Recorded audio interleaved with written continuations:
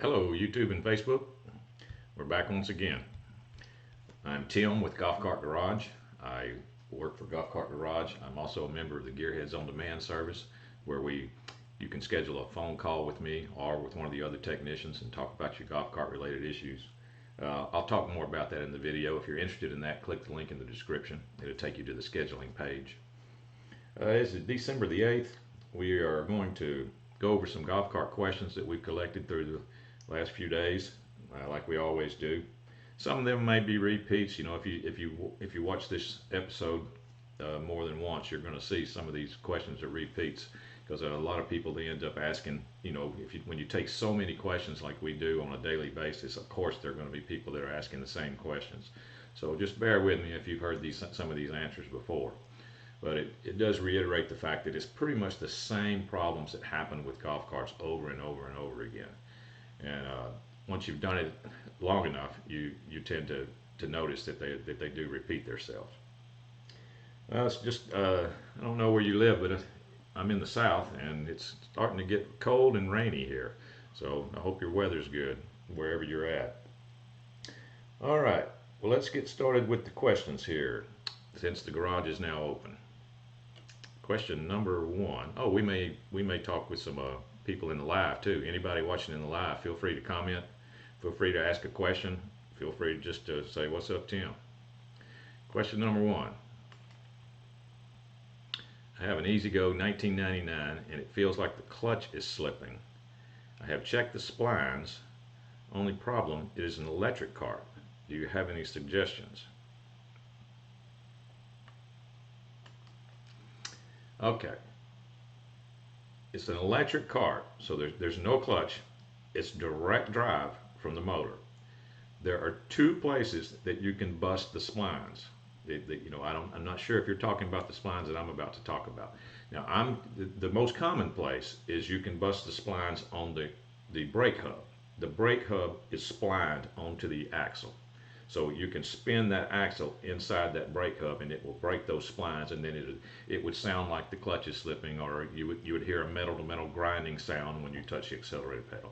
Now that's one place I've seen that the most common. I've seen that a lot. You know, the EzGo's spun a hub is what it's called.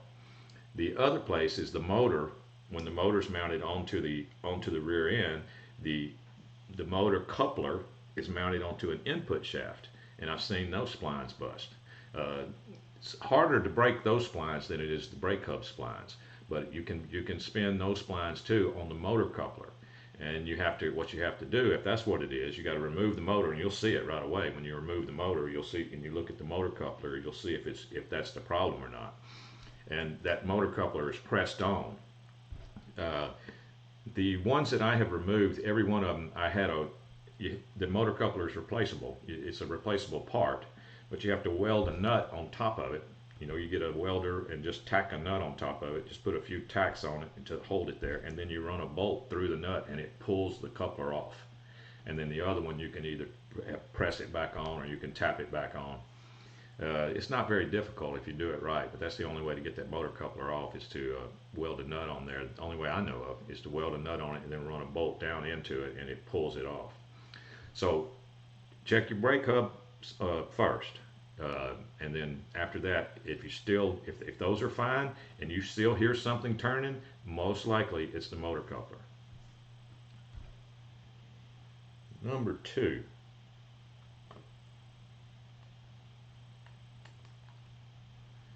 Yamaha gas cart 2019. Change the battery and also the gas solenoid. Cart will not start. There's a gauge next to the ignition key which does not light up. Lights work, turn signals work, flashers work, but gauge does not light up. When you engage the throttle, the cart will not start. Lights were left on overnight, and next day the cart would not start. Checked all fuses and connections, seemed to be no issue there. What could be the issue? Change the battery and also the solenoid. Huh. Well, the first thing I would do would be to, when you say it will not start, I'd have questions. I'd say, is it turning over? You know, like when you touch the accelerator pedal, is the car is the engine turning over? It's just not starting, or is it is nothing happening whatsoever? Because if nothing happening whatsoever, the first thing I would do would be check the voltage in the battery. This is a gas car, so you got one battery, so check the voltage on the battery. That'd be the first thing that I would do. Now, then I would check if the voltage on the battery is good. Then I'd check the pedal stop switch. You know, the pedal stop switch may not be activating your activation circuit. That would be where I'd go, and then I would, you know, there'd be a whole another set of stuff that I would do after that if all that checked out. But the two most common things that would cause what you're saying, especially since you said you left the lights on, I mean, that makes me think you might just have a dead battery if you left the lights on. So I'll do those two things first and then go from there. Let's see. Number 3 is from Chuck.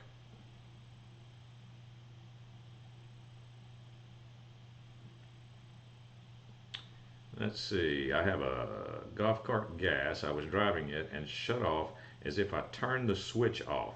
Any idea?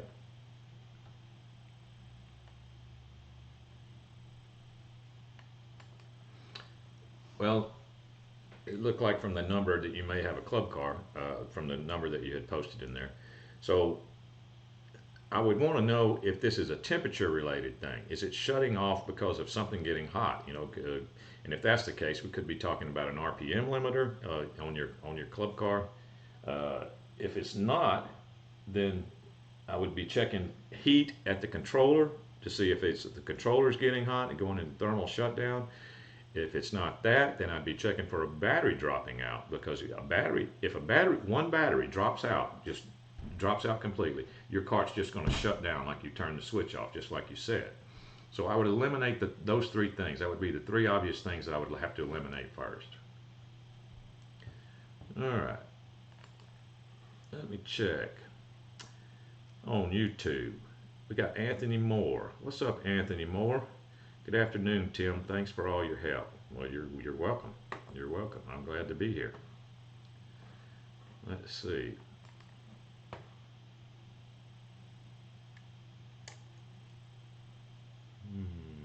Number 4 is where we were at. My 2008 DR, that's a number for a Yamaha drive. It stops after only moving 1 to 2 feet. I can flip the toe switch and it clicks and will move another couple of feet. When it shuts off, there is a loud click, and even the brake lights and backup alarm does not function. All right, well, your brake lights are going to be on a completely separate circuit, so that's going to be an unrelated issue there. But the fact that they don't function makes me think that something could be, you know, you just might have a main cable that is loose. Because if you had one battery cable that was bad or had a bad connection to one of your batteries, that would mean that main circuit is broken, or you know, it could be broken, could be intermittently broken, and that would cause your voltage reducer not to work, and that could cause your lights not to come on. So it could just be one cable that's causing all of your problems. So I would have to eliminate that in the very beginning. I would eliminate the obvious right there, and then also check voltage on your batteries, like I always say. But it could be one cable that's causing all your problems lumped together like that.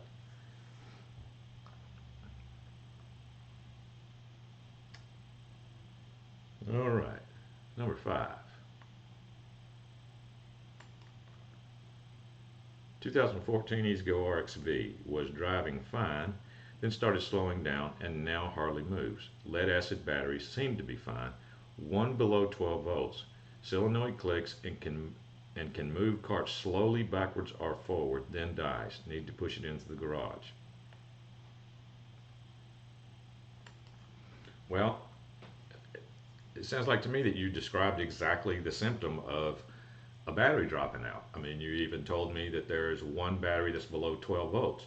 You have to understand, on a 12 volt battery, even if the reading that you took on a digital voltmeter, even if the reading was 12.0, that's considered a dead battery.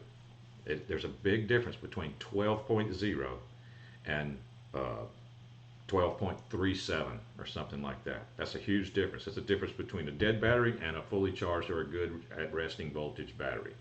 So the fact that you have one under 12 volts, it's very likely that as soon as you touch the gas pedal, that one that's under 12 volts is going to drop down to like 6 or something. It's probably dropping way out.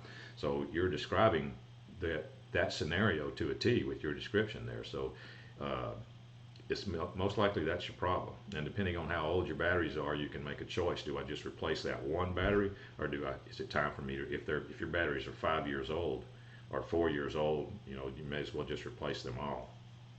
Otherwise, you're going to have a mismatched set with different years, in your cart, and you don't want that, because you're going to end up having to replace a battery over the next 5 years. You're going to end up having to replace one every year or something. All right. Number 6. It's from Alan. Brief description of the issue. It's a 2010 Club Car Precedent. We had it for about 7 years. Batteries are verified good. Yesterday took it out. Halfway through our ride, going uphill with the pedal depressed, or taking off from the stop, the cart would lurch forward, then stop, lurch forward, stop repeatedly. There seemed to be a strong rotten egg smell. It smelled like I was boiling a battery. I checked them to see if they were hot. They weren't, so I limped it back home. Now see, this is one of those times where over the years, I've talked to many customers that describe certain situations different than I would. Everybody describes a symptom different, so you have to figure out what they're talking about sometimes, because that might not be the way that I would describe it. Because to me, a boiling battery has a certain smell, and then rotten egg smell is associated with something else usually. The rotten egg smell is usually associated with the controller, believe it or not, because the controller is full of diodes, and when those diodes start blowing up or popping on the inside of the controller, they do put off a rotten egg smell. So the boiling of the battery, I describe that as I don't know if you've ever been to a golf course where they have 50 to 100 lead acid golf cars charging in the cart barn, in an enclosed cart barn. Well, when you've got all those carts charging, then that puts off a smell in there. That's a boiling battery smell, and I wouldn't describe that as rotten eggs. The rotten egg smell, like I said, is an electrical burning smell, more associated with diodes than batteries. So, that being the case, your controller could be on its way out if it's determined that's where it's coming from. That's what I would do. Put your hand on the controller itself, and see if you feel heat there. See if you feel an abnormal amount of heat on the controller, and that's most likely where that smell is coming from. So it might be time to get a new controller. Let me check over here. Keith E. What's up, Tim? Keith is a snowbird in Palmetto, Florida. Thanks for the information. This is great. You are quite welcome, Keith. I wish I was in Palmetto, Florida. How far south is that? Because I want to get south of Naples one day. Let's see. Number 7 is where I'm at. This is from Blair. The cart will go forward but not reverse. Where do I start to fix this?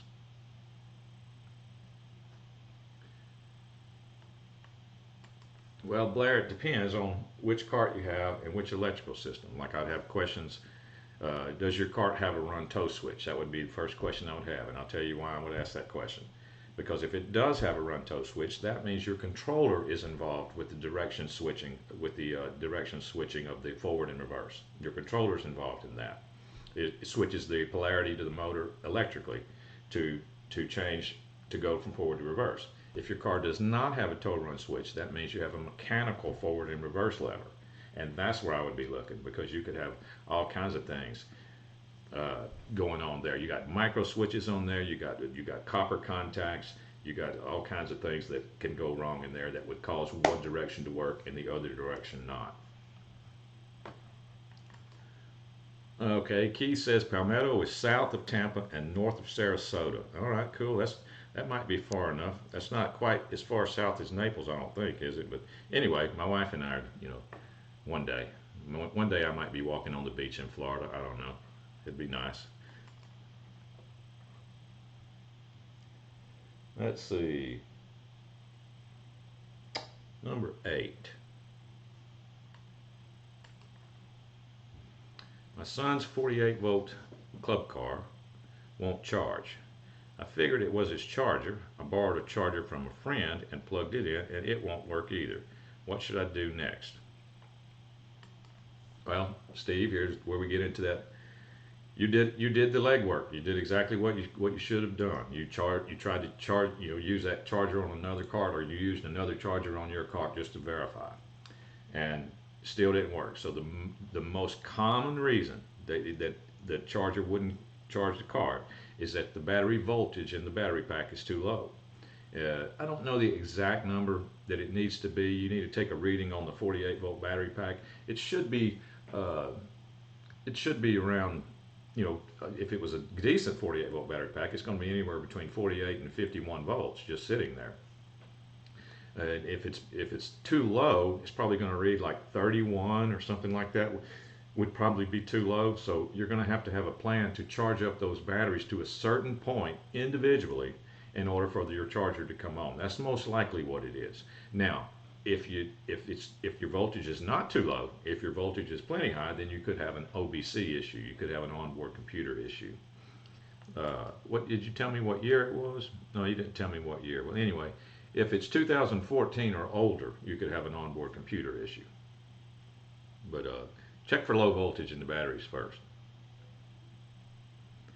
Let's see, that was number 8. Let's see. Everything is cool there. Number 9. Can a USB charger, this is from Leo, be hooked up directly to your starter on a golf cart?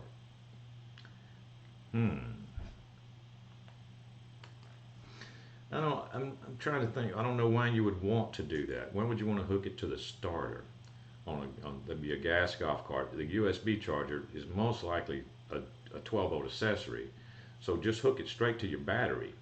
Anything any type of accessory that I've ever installed on a gas golf cart, just the safest way is to hook it to the battery, and I'm talking about positive and ground on the battery, and just have a fuse in one of your lines, either your positive or your negative. Just put it straight to the battery, and then everything will be fine with it. I mean, it'll work fine. Now, because the starter is going to charge that battery and keep it at a certain voltage, most likely somewhere between 14 and 15 volts, which is perfectly fine. That's what I would do. I don't know why you'd want to hook it directly to your starter. Let's see.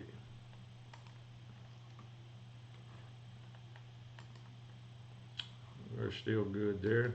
All right, last question. Oh, by the way, stay to the end of the episode, because we're going to be giving away something. I forgot to talk about that. Yeah, we're going to give away something at the end. This is the last question, then we'll give something away. So stay tuned. Number 10 is from Eric. He says he has a 95 48, and I need the pre-MCOR to MCOR converter. Can you tell me what I need to buy? I bet that's Eric from yesterday, because I remember speaking with him or not yesterday, the day before yesterday when we did the live, and it's the same question. I believe his name is Eric. Well, if it has been determined already, if it's been determined that you do not have V-Glide in your 95, that has to be determined first.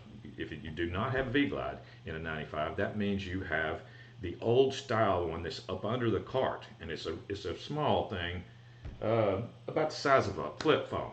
Yeah, it's just a real small one.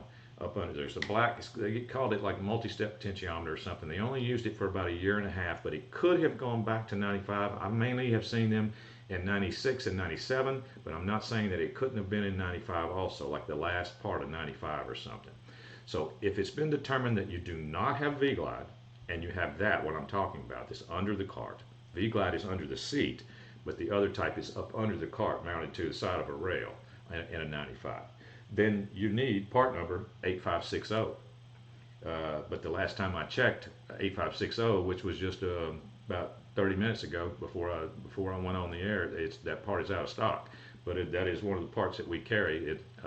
You can check with you could call up and check with one of our amazing customer service representatives that we have at Golf Cart Garage. They may know a little bit more about possible availability of the item, because I was showing it was out of stock right before I went live just a little while ago. But it's just ask one of the amazing customer service representatives about part number 8560 and see what they may know something that I don't. All right. I said that we're going to give something away, and there it is. It's growing across the screen right now. It's another coupon. Get 5% off any parts you order. You use coupon code TIM6, TIM6. This offer expires on January the 8th. Get 5% off any parts you order at checkout. TIM6. Just remember that. It expires January 8th. So take advantage of that. Let's see.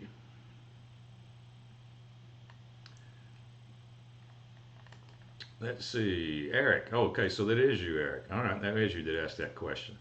He says, hello, Tim. The part I need, the pre-MCOR, is not in stock either. That's correct. That's what I was just talking about. Yeah, it's I checked right before I went live, and it's not in stock right now. But you, like I said, you can call up and talk to one of the customer service representatives. They may know more about it availability than me. They're more in up on that stuff than I am. All right. All right. Coupon code is gone. Let's see if we got any more questions there. Everything looks cool there. All right, now we're going to come to, that was the last regularly scheduled question. I'll still check in the live before we leave, but now we're going to go to the tip, this week's tip. And this week's tip just comes from, one of the questions that we had this week, when a person is saying that they smell the rotten eggs. Well, here's the deal. Here's the tip. If you're driving along in your electric car, and all of a sudden you smell a strong smell of rotten eggs, stop, because something electrically is about to pop. And it's not out of the question that electric cars can catch on fire. I mean, it has happened. They have caught on fire before in people's garages and burnt their house down. So if you start smelling that rotten egg smell, the tip is to stop and see if you can figure out where it's coming from. Feel for heat. Heat is your enemy in an electric vehicle. So feel for heat on your controller, most likely. So put your hand on the controller and feel for heat. And it might be time to get a new controller if that happens. All right, let's see. Eric says he's called several times and never get anybody. Oh, well, I can assure you, you will eventually get somebody. We've been very busy lately, and so just keep trying. In fact, I'll ask one of them myself. I'll ask one of the customer service representatives if they know anything about it. In fact, if any of them are watching right now, see if you type in there and tell me if you know anything about availability for part number 8560. Let's see. Let me check over here. Anyway, that looks like it's going to be about it. I want to thank everybody for participating in the chat. Keith over on Facebook. We got Eric and Anthony on YouTube. Appreciate all that. Appreciate y'all. That looks like it's going to be it for me this week. All right. Well, the garage is now closed. I'll see everybody Tuesday. See you Tuesday.